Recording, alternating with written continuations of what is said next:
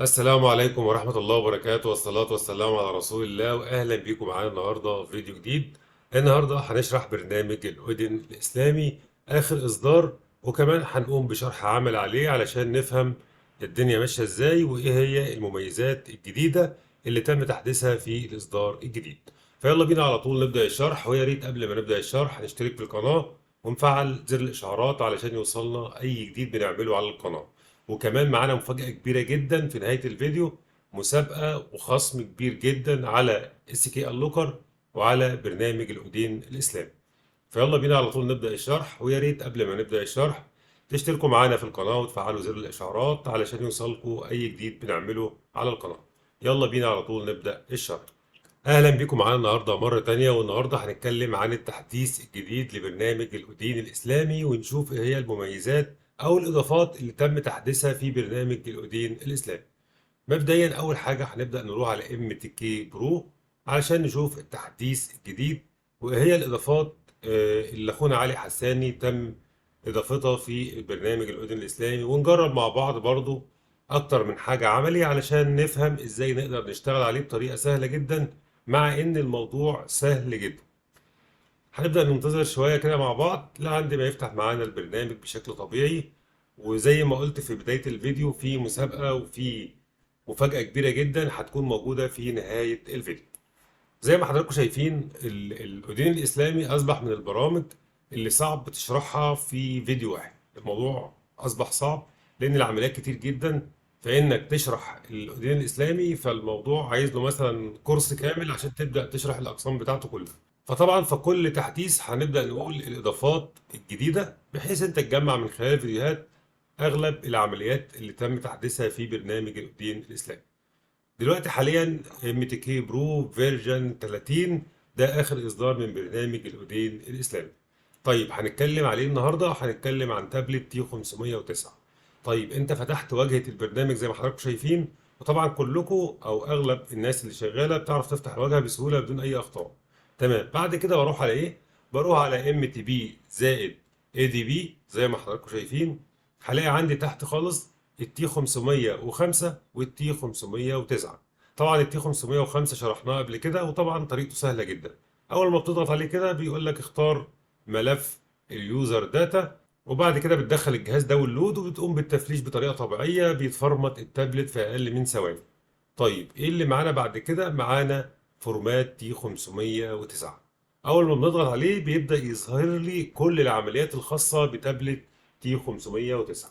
ومعانا تابلت تي 509 هنقوم بشرح عملي على الأودين الإسلامي ونشوف السهولة والسرعة في تنفيذ الأوامر بدون أي أخطاء.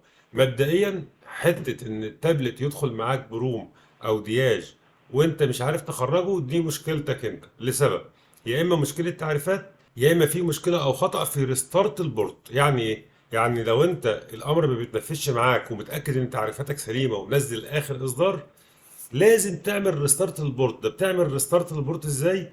بتضغط على زرار الباور مع اللي بيعلي ويوطي، وتضغط لما التعريف يفصل ويرجع يشتغل تاني، او على الاقل الكمبيوتر هتسمع صوت فصل التعريف وتشغيله تاني. وبعد كده تشيل ايدك وتبدا تكمل خطواتك. ده في حاله ان تعريفاتك مظبوطه. هم دول بس الخطوتين اللي ممكن يوقفوك لو عندك مشكلة في فورمات تابلت تي 509. طيب، أول خطوة بنعملها بقى على الأودين الإسلامي علشان نفرمت تابلت تي 509 بدون أي أخطاء وبسهولة جدا.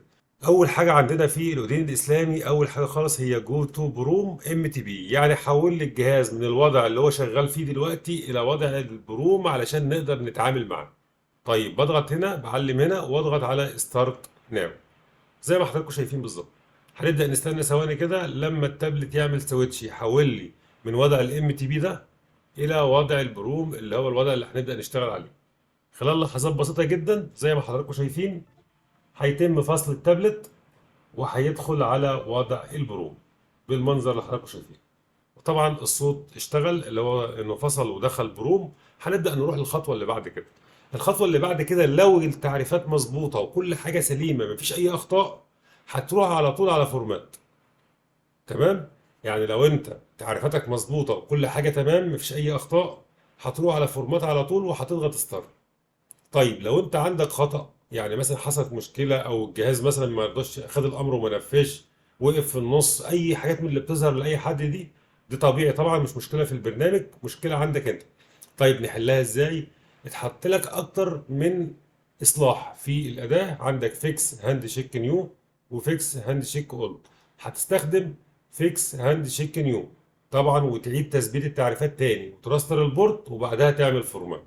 يعني ده الحل الوحيد للخطأ اللي ممكن يظهر بسببك انت او بسبب التعريفات او حاجه، لكن مش بسبب البرنامج. طيب في حالتي انا كل حاجه مظبوطه، التعريفات مظبوطه والدنيا تمام، والجهاز دخل وضع الدياج. ايه اللي مطلوب مني دلوقتي؟ هعلم على فورمات واضغط ستارت زي ما حضراتكم شايفين، وهنشوف مع بعض. ننتظر بقى ثواني لما يبدأ بعملية فورمات كاملة لتابلت تي 509 بضغطة واحدة وبدون أي مشاكل. زي ما حضراتكم شايفين طالما العملية عدت، فخلاص بإذن الله كده التابلت هيتفرمت بشكل كامل بدون أي أخطاء. وده علشان أنا منزل آخر إصدار تعريفات، وطبعا مرستر البورت والدنيا ظابطها صح. فطالما أنت ظابط أمورك صح في التابلت ده، خلاص هيشال. حتى لو فضل معلق على وضع البروم ما تقلقش، الحل موجود في الأداة، تقدر تخرجه وتقدر تعمل كل العمليات. طيب عما يفرمت معانا ونشوف مع بعض النتيجة كده، هيبدأ التابلت دلوقتي يفتح ونشوف مع بعض التابلت وهو بيقوم بعملية فورمات بشكل كامل. طيب تعالوا بقى عما يفتح معانا نعرفكم ايه هي المميزات الجديدة او ايه هي العمليات اللي ممكن اعملها لتابلت تي 509. اول حاجة معانا طبعا اتكلمنا عليها وهي جو تو بروم، انك تحول التابلت من الوضع الام تي بي الى وضع البروم، وده عملناه من شوية. طيب اللي بعد كده اكزايت بروم، لو انت عايز تخرج التابلت من بروم، يعني انت دخلته بروم محتاج تخرج التابلت من البروم اللي هو الوضع بتاع السوفت وير الخاص بمعالج الاس بي دي الى الوضع الام تي بي اللي هو الوضع العادي الجهاز يشتغل. تقدر تخرجه من هنا بس من غير ما تعمل اي حاجه، لا تفرمط ولا تعمل اي حاجه. تمام. ايه اللي عندي بعد كده؟ فيكس هاند شيك نيو وفيكس هاند شيك اولد. ده في حاله ان لو في مشكله عندك والاداه بتقف على هاند تشيك وما بتكملش، تقدر تعمل الخيارين دول او واحد منهم بس، المشكله هتحل معاك بدون اي اخطاء. طيب بعد كده ريموف ام دي ام في وضع الام تي بي، ازاله حمايه الام دي ام بضغطه واحده والجهاز شغال. بمعنى ايه؟ دي هنجربها مع بعض دلوقتي. يعني اول ما التابلت ينتهي من ضبط المصنع، ما تعملش اي ثغرات خالص. كل اللي هتقدر تعمله ريموف ام دي ام عن طريق وضع الام تي بي. ايه هو وضع الام تي بي؟ التابلت شغال واقف على اللغه، ما توصلش واي فاي ولا تعمل اي حاجه. كل اللي هتعمله هنا هتضغط على ريموف ام دي ام، هيبدأ يحمل معاك في اللوج بتاع العملية، وبعد كده التابلت هيعمل إعادة تشغيل بشكل طبيعي. وبعد كده وصل واي فاي وافتح التابلت بتاعك بدون أي مشاكل، هتلاقي التابلت خارج المنظومة بشكل نهائي. طيب الناس اللي لسه في الثانوية أو الطلاب اللي لسه في الثانوية ومش محتاج إنه يخرج التابلت نهائي، ده حلها إيه؟ حلها سهل جدا وبسيط جدا جدا. أنت تقدر تخرج التابلت، انت تقدر تخرج التابلت بشكل نهائي. وكمان لو حبيت ترجعه، عندنا خيار انك ترجع التابلت المنظوم، يعني تقدر تخرجه نهائي من خلال الاداة وترجعه بمزاجك لو حبيت ترجعه. طيب لو انت عايز تخرجه تخطي، يبقى هتفرمت وتخرج التابلت عن طريق الكيو ار. ثغرة الكيو ار طبعا كلكم عارفينها وشرحناها كتير على القناة. يبقى عندك حالتين او عندك خيارين تقدر تخرج بيهم التابلت، يا اما تخرجه نهائي وحبيت ترجعه في اي وقت، ده الخيار. الخيار التاني انك لو انت حابب تخرجه تخطي، هتخرجه تخطي بدون اي مشاكل، وده هيكون عن طريق ثغرة الكيو ار. طيب عايزين نرجع التابلت المنظومة، عندك هنا ايقونة لوك ام دي ام، وطبعا دي في وضع الام تي بي، يعني الجهاز شغال وواقف عادي خالص على اللغة او فاتح القوايم، هتضغط لوك ام دي ام هيدخل معاك التابلت للمنظومة. في عندنا خيارين جمال جدا وهما ريبير بوت للحماية رقم 2 فقط، وده في حالة بقى ان التابلت ما بيقراش اي حاجة، دخل بروم ومش راضي يقرا معاك لهاند شيك ولا راضي يعمل اي مشكلة خالص. زي ما حضراتكم شايفين كده التابلت انتهى من الفورمات وواقف على اللغة. بيكون عندك بقى هنا كل الخيارات اللي انت عايزها. عايز تخرجه نهائي متاح، عايز تعمله تخطي عن طريق ثغرة الكيو ار برضه متاح.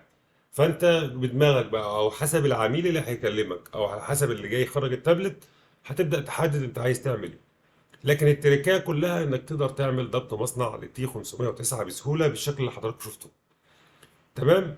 عندنا بقى لو التابلت ما بيقراش معاك اي حاجة خالص، فتقدر تعمل ريبير للبوت، اصلاح للبوت عشان الجهاز يفتح معاك بدون اي اخطاء. وعندك طبعا هنا خيارين تقدر تستخدم اي واحد فيهم بدون اي مشاكل. بعد كده تقدر تعمل ازالة لحساب جوجل لتابلت تي 509.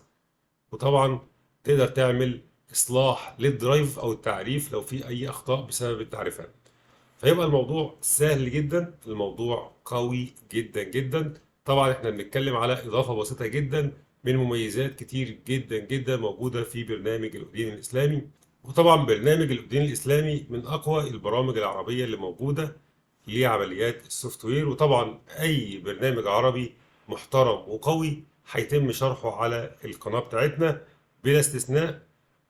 مش معنى ان انا عامل اداة ان انا مش هشرح اي ادوات خاصة باخواتنا المبرمجين، لكن الاداة القوية والمحترمة هنشرحها في القناة بتاعتنا علشان الناس تستفيد بشكل اكبر من الادوات، لان في عظمة بتحصل في الفترة دي. نبدأ هنا نتكلم عن المفاجأة بتاعتنا علشان الناس كلها تعرف ايه هي. اول حاجة معانا 10 حسابات من برنامج الاودين الاسلامي هيتم تفعيلهم مدى الحياة. لأول 10 هيشتركوا معانا في الأداة سنتين.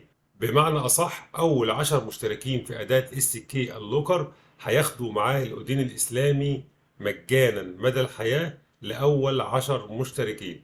واللي هيكون مسؤول عن تفعيل العرض هما اتنين فقط، محمود رضوان وأبو وديع، ودول المشرفين عندي في جروب الفيسبوك اللي هم ماسكين جروب الفيسبوك.